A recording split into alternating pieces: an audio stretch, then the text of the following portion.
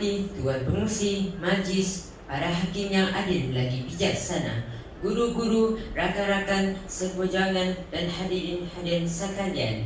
Salam sejahtera dan Assalamualaikum warahmatullahi wabarakatuh. Tajuk syarahan saya pada hari ini ialah sifat sabar dan tabah dalam menghadapi musibah. Marilah kita meningkatkan ketakwaan kita kepada Allah Subhanahu wa Ta'ala dengan penuh keyakinan dan keikhlasan, dengan melakukan segala suruhannya dan meninggalkan segala larangannya. Manusia yang hidup di dunia ini tidak dapat lari daripada menerima keadaan-keadaan Allah seperti musibah yang menyebabkan penderitaan dan kesusahan sebagai ujian yang harus dihadapi dengan penuh kesabaran. Firman Allah Subhanahu wa Ta'ala dalam surah Al-Baqarah ayat 155 yang bermaksud, demi sesungguhnya kami akan menguji kamu dengan sedikit perasaan takut kepada musuh dan dengan merasai kelaparan dan dengan berlakunya kekurangan dari harta, benda dan jiwa serta hasil tanaman. Dan berilah kabar gembira kepada orang yang sabar. Dengan sifat tersebut akan membolehkan kita menjadi orang yang reda terhadap qada dan qadar Allah Subhanahu wa Ta'ala. Bahkan ia boleh mengelakkan diri kita dari sikap marah, kecewa, putus asa dan resah, gelisah dalam menghadapi kesakitan yang dialami. Ketahuilah sesungguhnya Allah Subhanahu wa Ta'ala mencipta orang-orang yang sabar dan sentiasa bersama mereka. Sebagaimana firman-Nya dalam surah Ali Imran ayat 146, tafsirnya, dan ingatlah Allah sentiasa mengasihi orang yang sabar. Sebagai contoh, kita renung dan ambil iktibar betapa tingginya kesabaran Nabi Ayub alaihi wassalam ketika menerima ujian dari Allah Subhanahu wa Ta'ala. Ditimpa sakit yang amat berat, di mana kulit yang di tubuhnya hancur dimakan oleh ulat-ulat. Sesungguh pun demikian keadaannya, Nabi Ayub alaihi wassalam tetap sabar menerima segala ujian Allah Subhanahu wa Ta'ala, bahkan tetap tekun beribadat kepada Allah Subhanahu wa Ta'ala.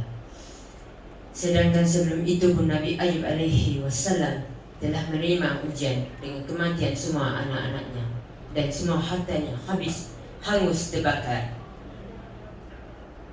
Allah Subhanahu wa Ta'ala telah mengingatkan di dalam Al-Quran sebagaimana firman-Nya dalam surah Al-Mu'min ayat 60 yang tafsirnya, dan Tuhan kamu berfirman, berdoalah kamu kepadaku, niscaya aku perkenankan doa permohonan kamu.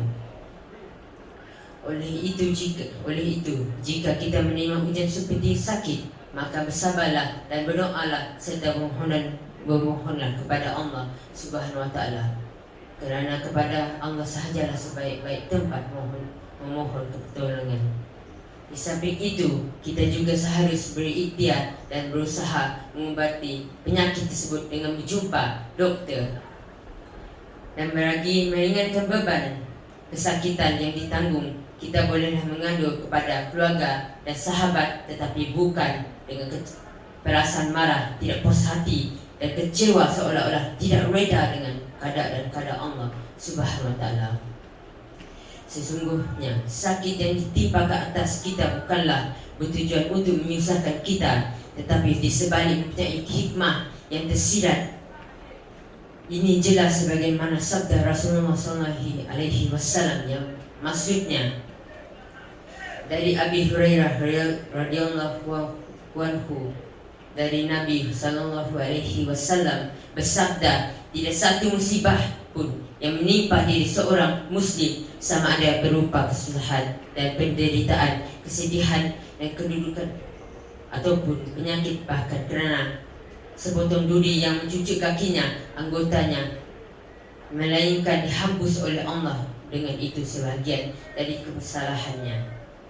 Riwayat Al-Iman Al-Bukhari. Sebagai hamba Allah yang beriman, kita hendaklah bersabar dan tabah menghadapi ujian yang menimpa ke atas kita. Mudah-mudahanlah Allah akan sentiasa bersama kita sebagaimana yang dijanjikannya, dengan sentiasa bersama orang-orang yang sabar dan melimpah rahmat dan melimpah hidayah serta memberikan perlindungan kepada kita. Semoga selamat di dunia dan di akhirat. Amin amin ya rabbal alamin. Hadirin yang dihormati sekalian, sebagai mengakhiri asyarahan ini, saya menegaskan bahwa perlunya kita memupuk sikap sabar dalam hadapi musibah. Sesungguhnya Allah bersama-sama orang yang sabar. Wabillahi taufik wal hidayah. Assalamualaikum warahmatullahi wabarakatuh.